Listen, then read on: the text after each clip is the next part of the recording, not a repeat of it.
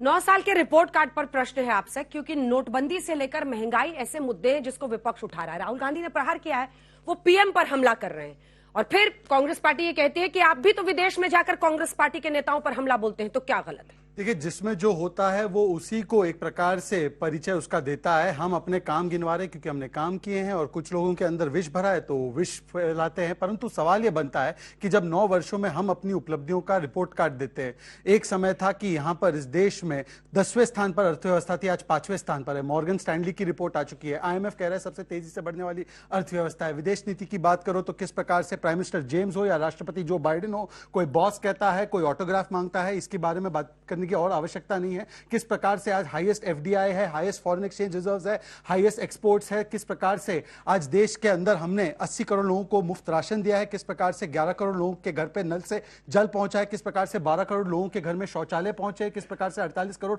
Bank account पहुंचे, 3.5 करोड़ आवास बने हैं जो 25 लाख बने थे। मैं आज इनसे जब इतना पूछना चाहता हूं, अपने कामों की फहरिस्त क्यों नहीं गिनवाते? कामों की फहरिस्त इसलिए नहीं गिनवाते क्योंकि देखिए, इन्होंने तो कहते कहते कह दिया ना राहुल गांधी ने कि 80 के दशक में जिस प्रकार का जुल्म दलितों के साथ होता था, अब 80 के दशक में सरकार किसकी थी? वार्ड से लेकर संसद तक केवल एक परिवार की सरकार थी। मतलब कि उन्होंने मान लिया, स्वीकार लिया कि उन्हीं के समय पर ये अत्याचार होते थे। दलितों के ऊपर सबसे ज्यादा अत्याचार आज राजस्थान की सरकार के तहत हो रहे हैं, सबसे ज्यादा महिला अत्याचार वहां पर हो रहे हैं। किसानों को इन्होंने जो वादा दिया था कि किसानों के कर्ज माफी करेंगे, राजस्थान में कितने किसानों के कर्ज माफ किए? हमने 2 लाख करोड़ किसानों को दिए, 12 करोड़ किसानों को किसान सम्मान निधि के तहत हमने 50 करोड़ लोगों को हमने आयुष्मान भारत के किसान कार्ड दिए। आप बता दीजिए कि हिमाचल में इन्होंने वादा किया था 1500 रुपए महिलाओं को देंगे, कितनी महिलाओं को मिला? 300 यूनिट बिजली फ्री देने का काम किया था, बोला था 300 यूनिट बिजली फ्री तो नहीं, बिजली के दाम बढ़ा दिए, 3 रुपए डीजल के बढ़ा दिए हिमाचल में। ये वादों को तो पूरा नहीं कर पाते। अब बोलते हैं माइनॉरिटी के बारे में। मैं तो खुद अल्पसंख्यक समाज से हूं। एक बात बता दीजिए सुप्रिया जी, बॉम्बे का राइट हो, नेल्ली का हो, दिल्ली का हो, हाशिमपुरा, भागलपुर, मीरठ, मलियाना, ये सारे दंगे हुए तो कांग्रेस के राज में हुए। और मोहब्बत की दुकान के बारे में जो बोलते हैं वो जगदीश टाइटलर को अपनी पार्टी में रखते हैं। ये तो नफरत के व्यापारी है, इसीलिए सच बोलते बोलते निकल ही गया। और बाकी तो छोड़ दीजिए, आज तो भारत के राष्ट्रगान का भी अपमान हुआ। रिहर्सल के रूप में राष्ट्रगान को बजाया जा रहा था, पता नहीं कैसी ऑडियंस थी, वो खड़े भी नहीं रह पा रही थी। और फिर बताया गया कि माइक टेस्टिंग के लिए भारत के राष्ट्रगान का इस्तेमाल हुआ। तो भारत की बदनामी से लेकर भारत के राष्ट्रगान का नकारात्मक सोच है कांग्रेस पार्टी की, इसीलिए ऐसा निजी हमला पीएम पर हो रहा है। आपके पास गिनाने को काम नहीं है, अपने राज्यों की बात कीजिए। आपने अपने शो की शुरुआत अनुराग ठाकुर जी, जो सूचना प्रसारण के और खेलकूद युवा मंत्रालय के मंत्री, उनकी बाइट से करी। कहते कहते उन्होंने एक लाइन कही, जो सोचा ना था वो भी कर दिया। बिल्कुल सही है। ये नहीं सोचा था कभी किसी ने कि इस देश की सबसे डेकोरेटेड एथलीट्स अपना मेडल बहाने पर मजबूर हो जाएंगी। ये वो लड़कियां हैं जो 1 महीने से ज्यादा यौन शोषण का आरोप लगा रही हैं, और वो सांसद जिसके ऊपर पॉक्सो के चार्जेस हैं, वो खुला घूम रहा है और तस्वीरें खिंचवा रहा है।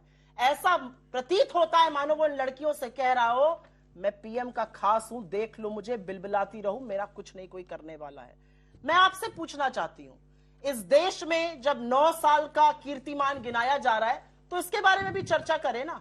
ये वही लड़कियां हैं, और बहुत पहले नहीं, थोड़े दिनों पहले ही मोदी जी इनके साथ फोटो खिंचाते थे। यही लड़कियां हैं, संगीता फोगाट, विनेश फोगाट, साक्षी मलिक। साक्षी मलिक इस देश की एकमात्र महिला है, एकमात्र महिला जिसको कुश्ती में ओलंपिक में पदक मिला है। आज वो लड़की कह रही है मैं अपना पदक बहाने को तैयार हूं, क्योंकि आप अपने सांसद को, एक अत्याचारी को, एक आरोपी को संरक्षण दे रहे हैं। पॉक्सो की धारा क्या कहती है? इमीडिएट अरेस्ट होना चाहिए। ये रूल ब्रिजभूषण शरण सिंह पे अप्लाई नहीं होता है। ये सवाल आई थिंक आज देश की सारी लड़कियां और सारे लोग पूछ रहे हैं। और मैं एक चीज आपको और कहना चाहती हूं यहां पे, और ये थोड़े दुख से कहना चाहती हूं, अगर सरकार चुप रह जाती ना तो भी मैं समझ जाती 1 मिनट, लेकिन प्रधानमंत्री मोदी जो इन लड़कियों को मेरे घर की बेटी कहते थे, 1.25 महीने बाद जिस दिन संसद का इनॉग्रेशन हो रहा था, ये लड़कियां जमीन पर घसीटी जा रही थी, इनके सीने रौंदे जा रहे थे, बूटों से इनको प्रताड़ित किया जा रहा था, और इस सरकार के मुंह से एक शब्द नहीं निकल रहा था। स्मृति ईरानी को कल मैंने सुना, महिला बाल विकास मंत्रालय की मंत्री है, क्या कह रही हैं?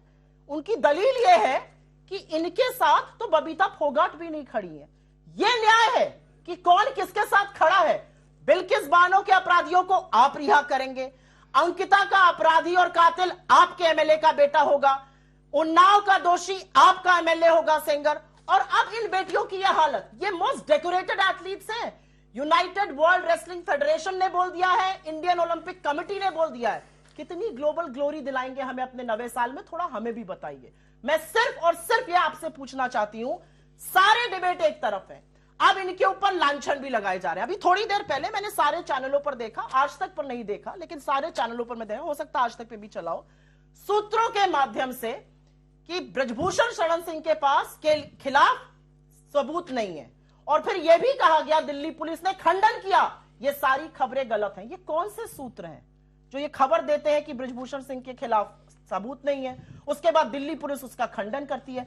अगर ये इन लड़कियों का चरित्र हनन नहीं है, और जो लोग आज बैठकर ये कह रहे हैं कि ये जो मेडल आए थे ये देश का पैसा खर्चा हुआ था, जब देश की नाक उठी थी, जब देश की गर्दन उठी थी, जब देश का मान बढ़ा था, वो नाक कटाने को तैयार हैं आप? बताएं यहां की बेटियां, क्या आप इन लड़कियों के साथ हैं या नहीं?